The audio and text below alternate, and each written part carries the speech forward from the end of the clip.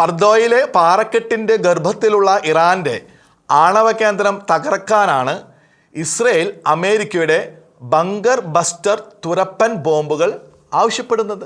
നിരവധി മീറ്ററുകൾ കനമുള്ള കോൺക്രീറ്റ് ബങ്കറുകളോ പാറക്കെട്ടുകളുടെ ഗർഭത്തിലെ ആണവ നിലവറകളോ തകർക്കാൻ സാധാരണ ബോംബുകൾക്കും മിസൈലുകൾക്കും കഴിയില്ല. പതിക്കുന്ന പ്രതലത്തിൽ വെച്ച് തന്നെ ബോംബ് പൊട്ടാതെ പാറയുടെയും കോൺക്രീറ്റിൻ്റെയും കവചങ്ങൾ തകർത്ത് ഉള്ളറയിലെത്തിയ ശേഷം പൂർണ്ണ ശക്തിയോടെ സ്ഫോടനത്താൽ എല്ലാം തകർക്കുന്ന ബോംബ് സംവിധാനമാണ് ബങ്കർ ബസ്റ്ററുകൾ.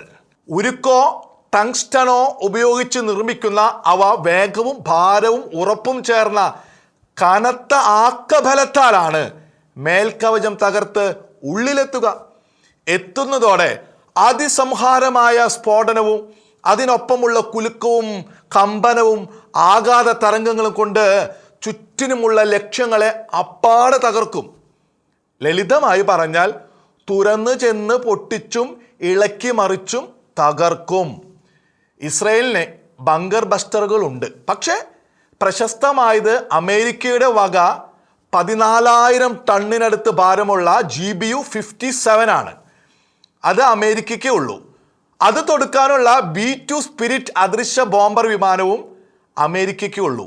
GBU-57 തന്നെ ആവശ്യമായാൽ അമേരിക്കയുടെ സഹായം ഇസ്രായേലിന് വേണം.